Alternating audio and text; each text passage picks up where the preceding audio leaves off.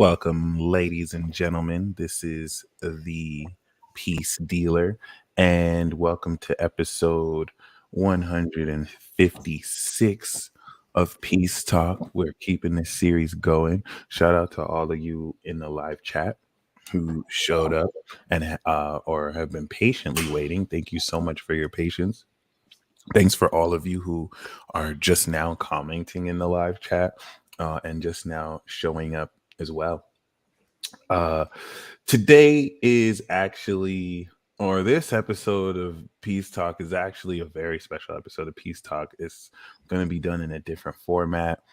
And I'd like to say these are definitely some super awesome guests. So, normally, mm, I don't always take questions, but if you guys do have any questions that come up, like feel free to ask in the chat and we'll pick the good ones and we can probably get to asking later. But yeah, I hope you guys get excited because this episode is going to be very special. I want to give a big shout out, by the way, which you will soon, to Heather, who is actually on a part of our ClearSight consulting team. And she hooked us up with this episode as she is also a part of this team. So as I'm going to get ready to introduce to you, I didn't even realize how amazing it is to do this episode at the very start of Scorpio season. So I feel like this timing is really perfect. But if you guys are ready, would really love for you to welcome our guests of the Ghost Finders. Thank you guys so very much for joining us. I have Rob and Daniel of the Ghost Finders here. How are y'all doing? Good, thank you, Michael. Thank you so much for having us. It's a pleasure to be here with you. And Dan Class, my sidekick. Oh, no, Steve. I'm here. And there is Looking slightly weird, but I'm here. Can you guys hear me? Yep, we can see and hear you. This is Steve's morning attire. Yeah, this is what I wear in the mornings. That's a bad. So I'm actually doing ghost tours this evening. So I am all dressed up, waiting for a tour to come through. So I'll be here for maybe like 15 minutes, and then I'll drop for maybe 15, and then I'll be back. Okay, nice. That's awesome. Live too. How is this? Is that going to be your first ghost tour of the night or? Of the night, yes. This is night 3. Oh man, this is like such bad lighting. This is night 3, so all of us are extra tired. That's good right there. Yeah, I'm gonna stay here. Nice. So, but yeah, I'm in what's called the Old Stone Jail. It was built in 1835. Wow. So it's kind of a cool place, and I get my own cell. What a vibe. That's awesome. Are all y'all in the same city or where all of you? No, I'm actually I'm in Lockport, New York right now, filming for another production. But I'm in the Buffalo, New York area. We're all from all over the country. Oh, that's awesome. Okay. Yeah, I'm in Richmond, Virginia. Richmond, okay. That's we awesome. also converge on wherever we're filming. We converge on that place from from North Carolina or from New York and Virginia and so on and so forth. New Hampshire. So you film in different places, obviously, and then you all over East Coast to West Coast. That's awesome. That is super awesome. Wow. So hopefully over the pond at some point too. Hopefully, that would be fun. Where'd you say? Over in England, we got to go to Rob's alma mater and investigate over there. That's amazing. I hope we see a ghost on live. That'll be amazing. You never know.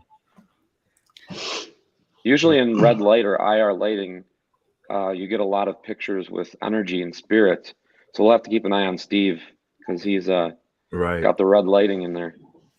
I could keep this live while a tour comes through if you want to. Yeah, do that. You guys could just stay. That's awesome. Maybe something will appear. But whatever you, I mean, I would love that. Yeah, if you haven't seen Steve in action, you know, it's really Horrible. something to Nightmare-inducing. behold. This is such great timing. I'm very honored. As I said before, we just kicked in Scorpio season, and this technically is the spookiest season of the year. So I feel like Well, it's I'm a definitely. Scorpio, so You said you're a Scorpio? I am indeed. Yes, I'm Scorpio on the cusp of Sagittarius.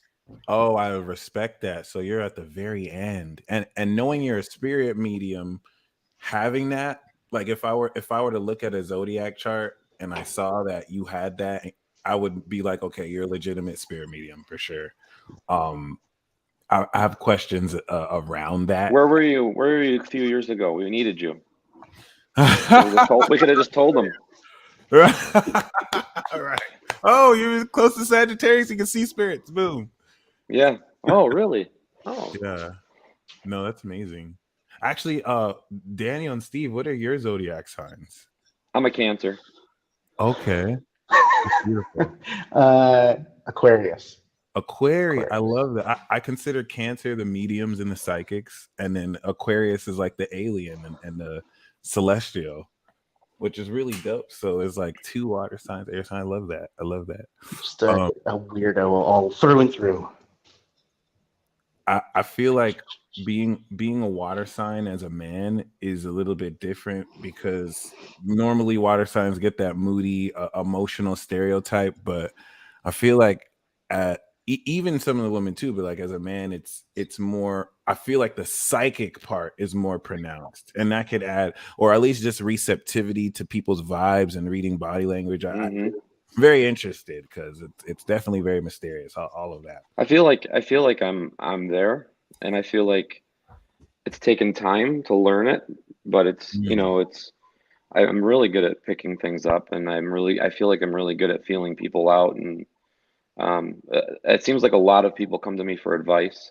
A lot of Right. people come to me for, like, I feel like I could be a psychologist, and it's I'm like, I never went to school for it, but you're able to listen and understand and give solid advice if you can, to people. Yeah. Mm-hmm. Yeah, I agree. I mean, I agree, and there's really just no substitute for being out there in the world and doing it. I mean, I'd rather any day of the week a director who's been doing, who's been directing a unscripted show for 10 years than I would someone who has all these, academic, pictures on the wall, then yeah, I mean, it's about getting in there and doing it, because it's about relationships as is everything, really. But also building, in our case, building a relationship with the viewers, and by doing so, telling our story of what we're uncovering, hopefully, as best we can to our viewers and to the spirits who are also watching and listening. Right. And in that vein, there we go. What brought all of you together? How did you all form the Ghost Finders? Well, so The universe put us together, really. I was actually on I was on in the East Village, and between avenues B and C, second, and Dan was there with his cap out, busking with the little tambourine, and put his hat out for Dan actually is one of our really organic recruits, and it happened in a very organic and in a very providential, natural way. Wow. We were filming. We went to film with Dan at his location, which is an extraordinary location, and then he'll tell you more about that, the Hinsdale House. And within a few minutes of just talking and vibing off each other, we hit it off, really it was just an instant positive vibe, and we never looked back. And we invited him on the show, and as a permanent, cast member. That's awesome.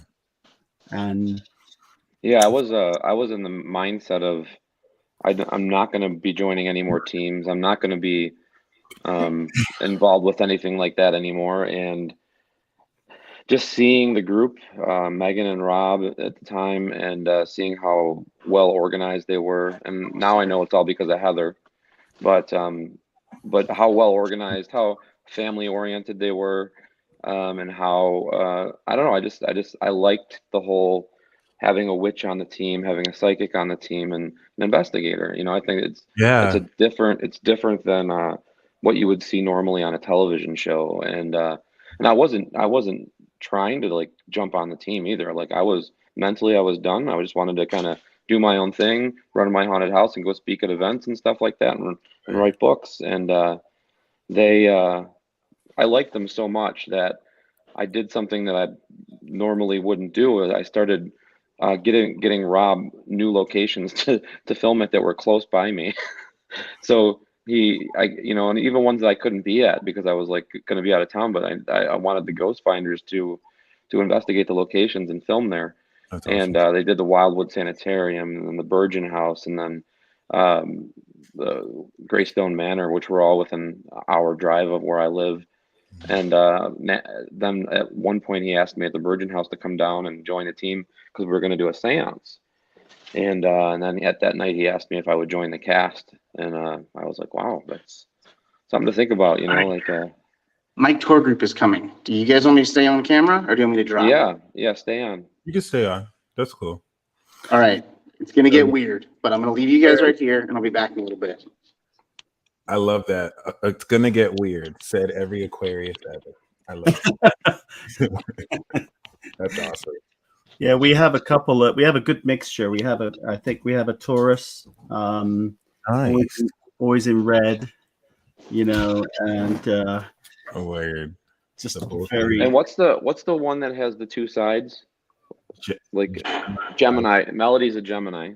Oh, nice. Y'all got an angel on the squad. Yeah. Okay. That's a really comprehensive team. It has all the elements too, other than fire, but the fire kind of implicit.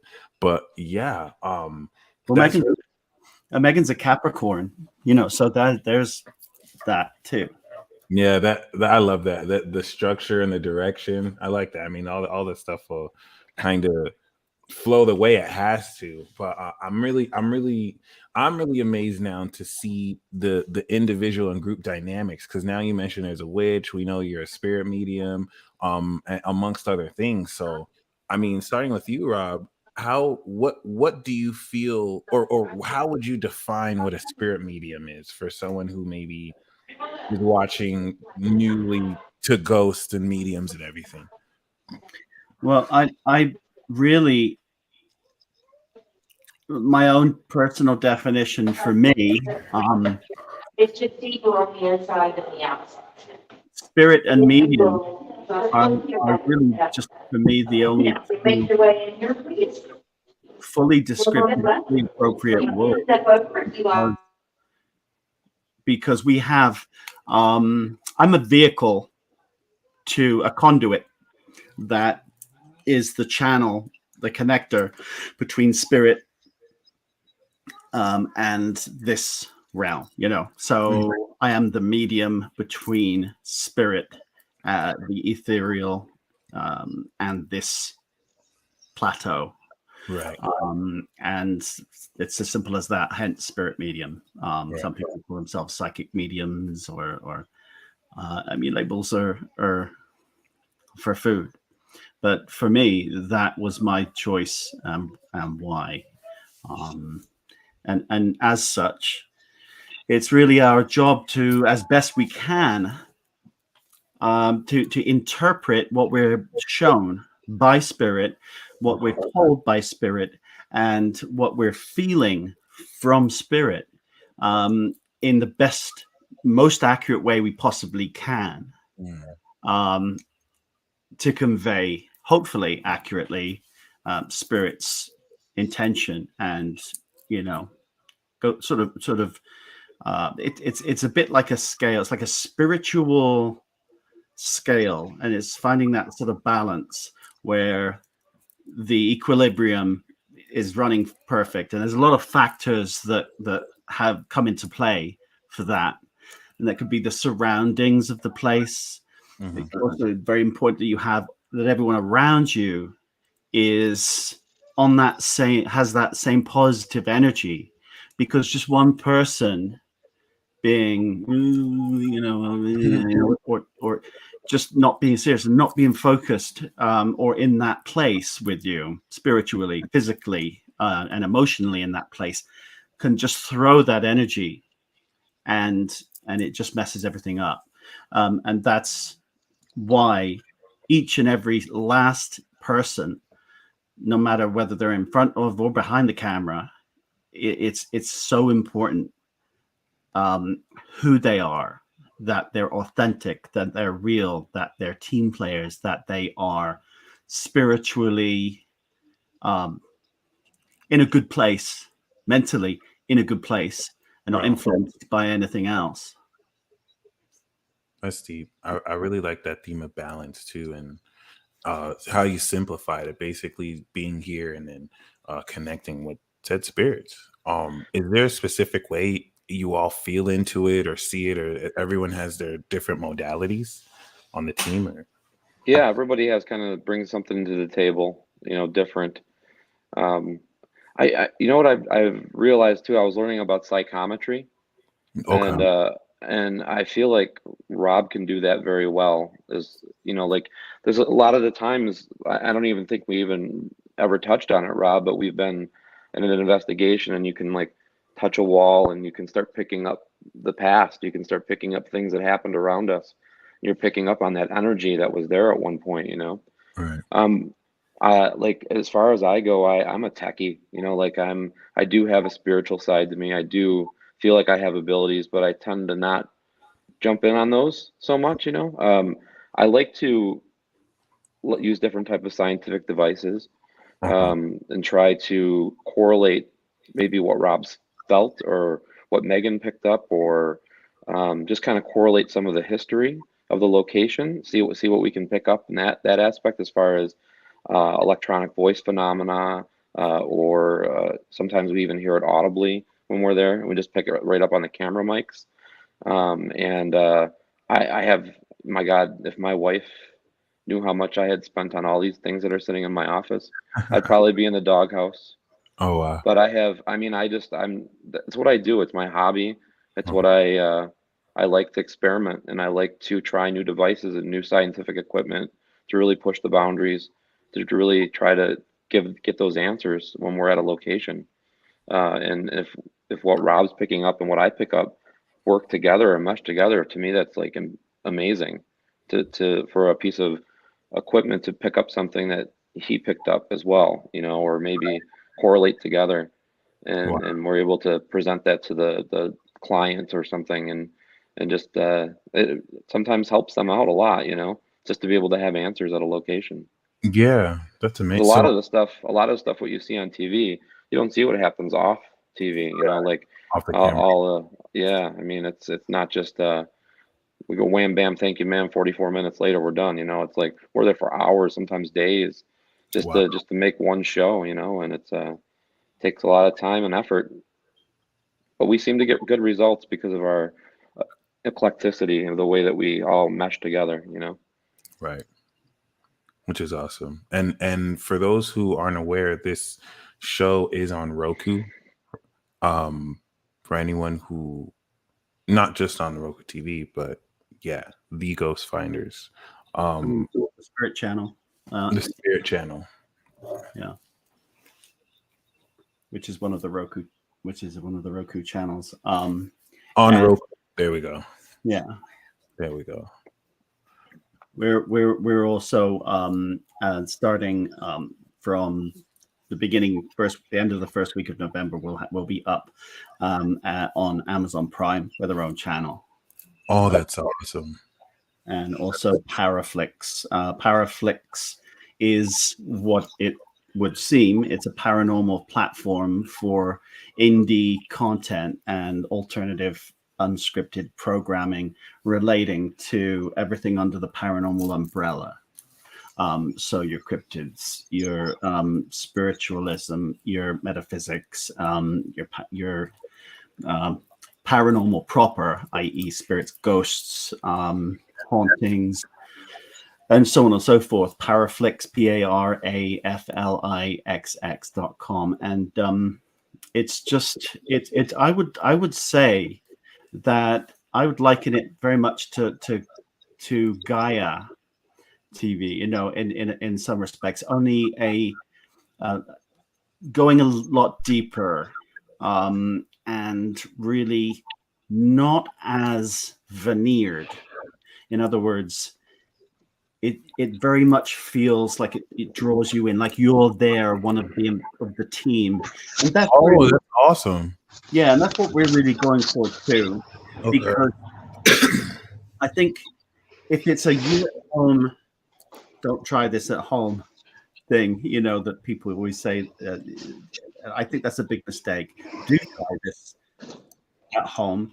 Do what we're doing. You are a part of this, because maybe there's something we're going to miss. Right.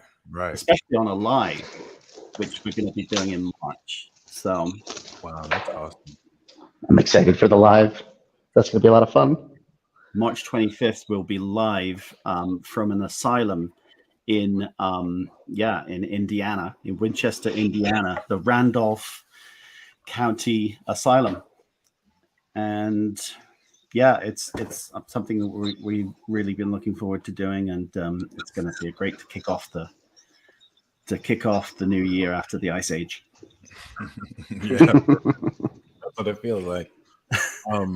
That's really awesome. One thing that I've never always opened up with recently, but has always been, before I got into doing astrology, I was raised Christian, very traditionally Christian, and the one thing that I always wanted to do my whole life was to do exorcisms and to actually like go around people's homes and like cleanse them or clear any spirits and stuff. I just never really knew what steps to take. And coming into this field where I started to realize this, parapsychology and the paranormal is a thing, seeing you guys do what you do especially is so inspirational, because that's even where I am right now. Like that's the direction I want to head into eventually. It's just there's so much mystery behind it, and there's so much, of course, just like in this field, astrology and tarot, there's so much frauds and people who kind of like fog up the truth. So I appreciate programs like this that demystify a lot of what this is and bring more of a better perspective of how to see it. And a lot, my next question really is, what do you feel are a lot of common misconceptions around spirits, ghosts, and in shows like this that what are like the top 4 or 5 that you usually hear, and how would you like answer to those? The top 4 or 5 like misconceptions, I would say, about ghosts, or okay, well, so or things people expect when they watch a show like this versus what it really is, right? You'll see. Yeah, well, that's a fantastic, one of the best questions I've ever had, and the best way to answer that is that we're up against quite a bit of how can I put it, misrepresentation by certain shows out there who would have you believe that you open a door and chairs and rocks start flying at you, and the killer in the home is their absent silence going to follow you home and carve you up in your sleep. I mean, it really depends, because there are shows that are very valuable, even if they are more dramatized, because they're valuable because they open our minds up to realizing, okay, there is more out there. I think one of the misconceptions is that, firstly, that all spirits are bad, and that Right. That's true. that everything is a demon, which you would be easily, if you watch a little network TV, you would be pretty much convinced that absolutely anything paranormal that happens is related to or connected with a demon. Right. Poppycock. Not the case at all. That's a huge one. That's a very huge one. Right. Second, I would definitely say is misconception in terms of approach, in terms of the way that we personally do things. Very, very different. You might think, watching some other shows, that it's okay to barge into a house and start making demands about show yourself and say this and do this and jump through this hoop or the other. It really isn't about that at all, because it's not how you would initiate a relationship with someone in the living world. You wouldn't just literally, go barging into a house and start making demands for dinner, for example, at a stranger's You house. wouldn't do that to your neighbor. So Yep. No, unless it was, of course, Steve. But Dan, what do you think? I think you and Steve will probably agree with me on this one, is that a lot of people will just see these devices on television, order them, and think that they're kept picking up ghosts with them. They don't understand how they work. They don't take the time or effort to try to understand the capabilities of what they're actually looking for or doing. And I'm not saying that about everybody, but I mean, a lot of people will really can sit there and explain how every single piece of equipment works, or why it should be debunked, or why it shouldn't work. So I think a lot of what people see on TV, they'll order the stuff and then just go into a cemetery and think they're picking up ghosts all the time. And I think there's a lot of misconceptions about that. I think it's really important to have knowledge of what you're doing, your surroundings, and what you're using to try to make a connection with the other side. Yeah. Yeah. 100% agree. I've seen it time and time again where folks will buy equipment that they've seen on TV, or just out in the wild. Somebody else has it, and they buy it and they don't quite understand what exactly that device does, how to utilize it, and then it sits, and you've just wasted $200, $300 on a piece of equipment that is now collecting dust. Yeah. So I mean, that's a very big thing for me. How many times have you done a tour and somebody brings like a spirit box, like a SB11 or an SB7, and says, "I know I bought this, but I can't get it to work." It's like, well, just plays music. Okay, we're instead of a ghost tour, we're doing paranormal 101. But Right. it is what it is. You wanna be able to teach people, and that's part of everything that we do. So is the teaching aspect as well, especially when we're doing like events like you're doing right now, except you're doing a haunted house, right? You're not doing like a ghost tour, right? We're doing a haunts and history tour. So it's that's cool. we're teaching history, but we're also sharing experiences that people have encountered in places like the tavern, which is across the street, the courthouse, and the jail. So we're providing information, but it's actual like information, not just like stories and whatnot made up, Right. in such a way that it's fun to digest and listen to. So that's why I'm dressed up, and a lot of my team is dressed up and staged across the grounds, and we actually have a full cast and crew. There's a bunch of behind the scenes folks that are helping make this reality too. So it's kind of cool. It's like a really neat show almost. I think that also is makes me realize some of the other aspects of technique, and Dan can probably maybe you and Steve can explain about the ripple effect and why dressing in period costume or even playing period music can, or eating period food, or eating period food, pies, like you know. pies. Yeah. See that? That does it. We were Wow. both on the same mentality on that one. Yeah. Indeed. And because it can create sort of a trigger, at least that's the theory, and we've gotten results by doing so. It's not hard to sort of get your head around that if you're in the vibe of the 1600s and you're dressed that way, and or you have maybe an old world troubadour playing music on the lute from the 1600s. I mean, The best is being in a French fort with an Englishman, with a psychic Englishman speaking English tongue. Boy, that was fun. Nice.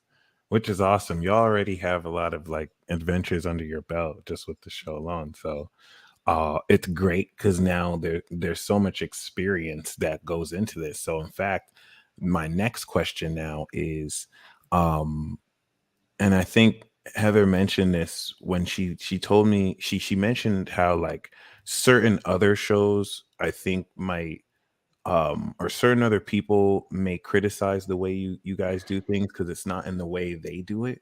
So I forgot exactly what she spoke to, but my next question is, especially for people who are new to this concept, what is a way to spot out ghost shows that are fake or just sensational versus those that are actually authentic? What are the things you look I mean, out there's for? really, I mean, there's really no way to specifically say that that's fake, that's not real. I mean, if you're not there, I Right, mean, right. just like with Yeah. what Rob does and what we do, we know there's going to be criticism yeah, with everything, like our devices we use, because maybe they're not fully explained on the air. Being a psychic medium is always criticized by a certain group of people. Right. So, I mean, it's just something that, you have to be able to take it, let it brush off your shoulder and continue doing what you're doing. I mean, we have our own goals and our own fights that we're dealing with the show and the clients that we're working with, and we're just bringing the people in with us, and if people want to criticize that, then that some people have nothing better to do than focus on negative, and we Right. we all as a group just kind of just let that go off our shoulders and don't really acknowledge those people, because they have nothing better to do than just focus on that stuff, and we like to focus on positive in our group. yeah. Our approach is one of and not that we're thinking that spirits are flies, or lesser or anything, but I use the term, but more flies with honey than vinegar. It's all in. It's again back to relationships, and the number one MO for us is respect, dignity, love, and consideration Mm-hmm. for spirit. We don't engage in the negative aspects of it, really. Yeah. It's out there, but if A lot of you people go that focus route, and on it's a shame. if you focus on the positive, you're just going to bring in more positiveness to us. It brings in more positive to our group and everybody that we work with. So Are there any ground rules when it comes to dealing with spirits from your experience? Or is every experience different? I mean, every experience is different. However, what we've come to know and trust is that us as a group is much more stronger than going at it alone. So if anything ever affects somebody in our group that's in a negative matter, we don't attempt to try to deal with it alone. We gather ourselves, come in as a group and try to understand what's happening and kind of work it out if we can. There's been numerous occasions where that's happened on the show. Nice. And I think that's a really big thing. I mean, you never really know what environments you're going to be walking into, what's going to interact with you. And so being able to trust your teammates and trust the people around you I think is key. Like Mhm. I don't investigate with people I don't trust, and I want them to be able to have my back, because if something goes wrong, and we've seen that, we had that happen at Sweet Spring Sanatorium, you need to be able to trust the people that are around you. So one of my big things is never go alone. I see a lot of Mm. people go solo to locations, especially I've seen people go solo to abandoned locations, and that's Wow. scary, not because of the paranormal, but because of the normal, the living. You never know who's going to be there and what's going to happen if you fall and get hurt. And you just never know. So one of my big things is never going alone. I mean, from the age of 5 and above, we've always had in our head buddy system, buddy system, buddy system. Same with this, you know?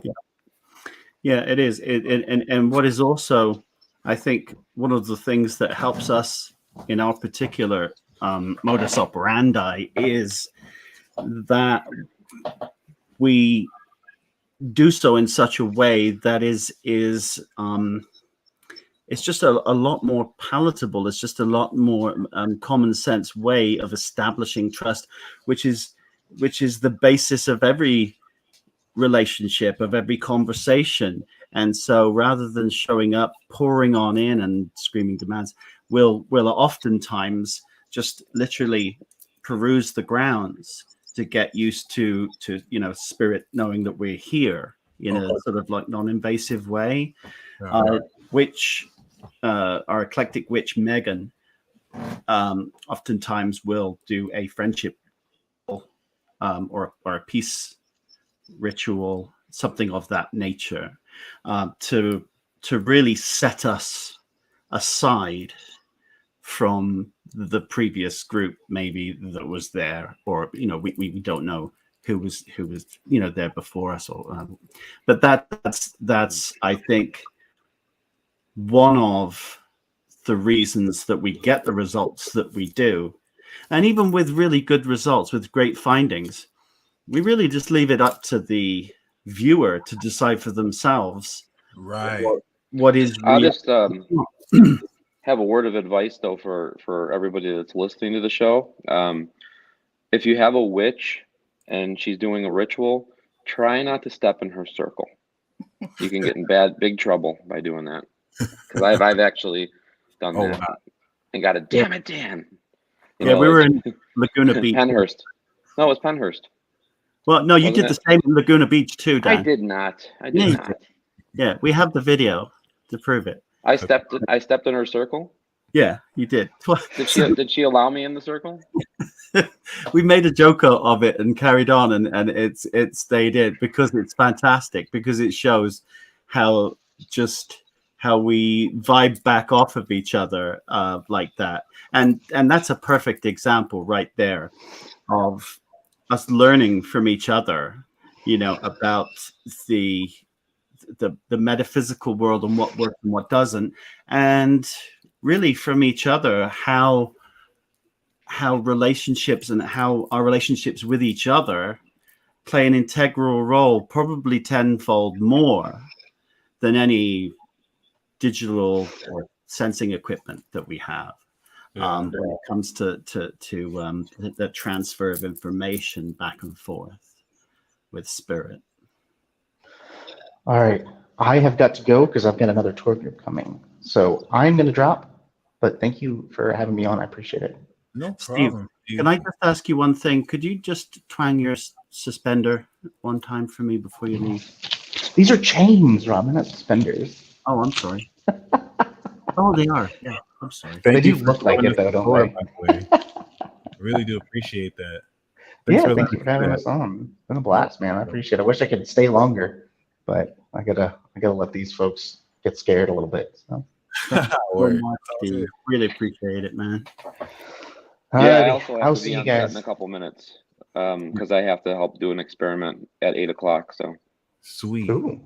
Yeah, we are gonna wrap up here. I actually had just a few more questions, maybe sure. around more so based on your findings. What do you feel like your findings have taught you about spirit, but more so what have been like maybe 2 or 3 wild findings or experiences you've had so far? I mean, wow. which you guys can see on the television show. Make sure you guys check out the show because I mean, we mentioned earlier Sweet Springs Sanitarium in West Virginia last year, and anything can happen at any time with precautions and everything. But our director of photography, Jose, had sort of a psychic attack, sort of a psychic and physical attack on him.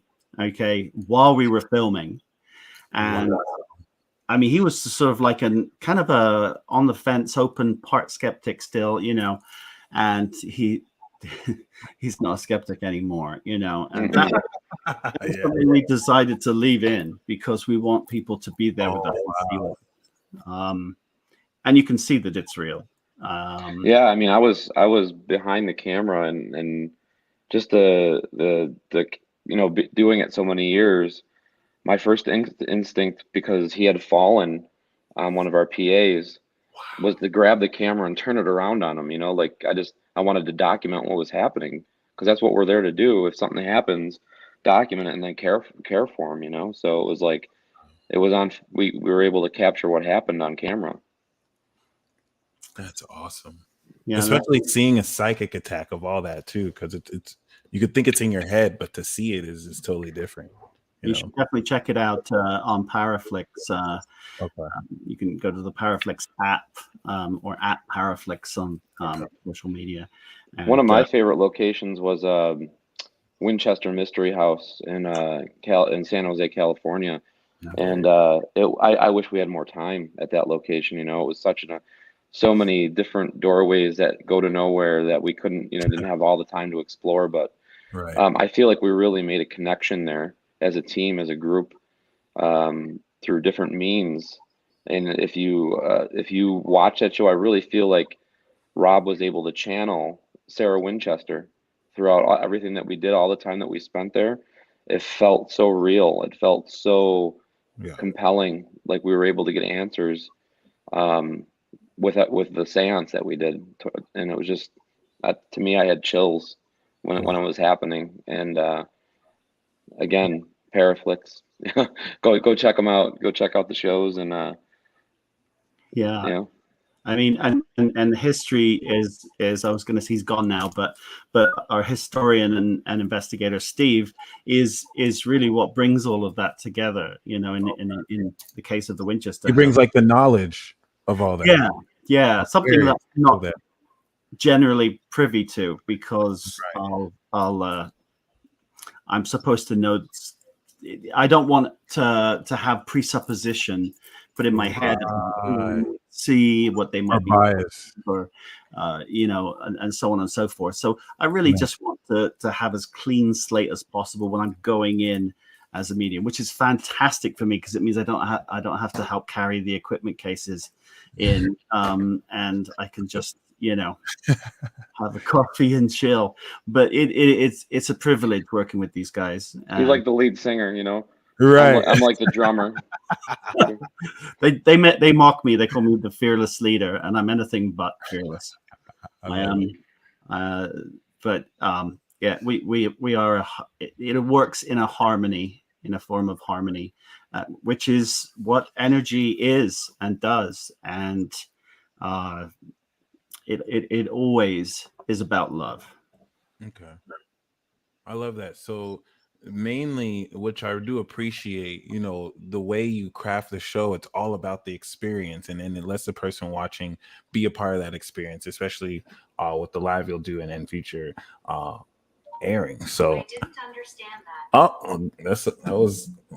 I like to think that's paranormal sometimes when that just turned on. It's really just my phone glitching, right? But yeah, I actually do have this one story where my fan kind of short circuited and turned on one way and then slowed down and then went the other way and just looked totally haunted or something like that. But it's just such a transpersonal world. It's hard to understand how these things happen here. So I really do appreciate a lot of the demystification education y'all do to, like you mentioned before, instead of like a lot of these shows do try and keep mysterious. Y'all bring a lot of education and bring us, the viewer, into the experience. So, I mean, in conclusion, is there any advice you have to people who might be interested in this, or are there any words of wisdom you'd want to leave us with?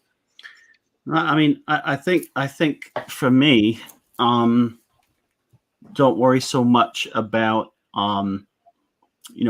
going out and buying thousands of dollars worth of equipment when all you really need to do is just maybe your thing is meditation, maybe it isn't. Close your eyes, go somewhere peaceful, and talk, ask questions, hear audibly or both to spirit, and see what happens. Just have an open mind, I think, is where I'm going with that. What do you think, Dan? I think become a sponge, learn as much as you can before you dive in. Right. Make sure it's just like anything that you do in life. It's if you want to go bowling, you take some lessons before you go on join a league. So find experienced people that have been doing it before. Maybe having some ghost tours. That's what I did. I went to Gettysburg. I went to Salem. I did tours with different paranormal investigators, and you just learn and suck it up, and then form your own craft. And be safe. Do things the right way. Don't just break into places and Right. don't make a bad name for us. Do everything the right way. True that. And then, Michael, I just want to say this because I know we're out of time. Should you wish to, well, I'd like to extend the invitation for you to join us at our live in March in the asylum, and we can stream that live to all of your viewers, and indeed to ours, and hopefully everywhere, and restream it afterwards. But would I join a live stream? It'll be 100% live, and not just for an hour. It will be an all-night. Oh wow, that's awesome! Hours. Oh, nice. Okay, I'm down. I'm with that. That's what's up. Okay, that's awesome. Sweet. Well, that's a lot to look forward to. Stay tuned, guys, in March. That'll be awesome. A lot of fun. Thank you so much. I have to actually jet, so thank you so much for having me on. And no problem. You guys have a blessed week. And all too. of you guys watching and live, thank you for staying tuned. And yeah, I guess until next time, peace out, you all. Thank you, Dan. Thank you.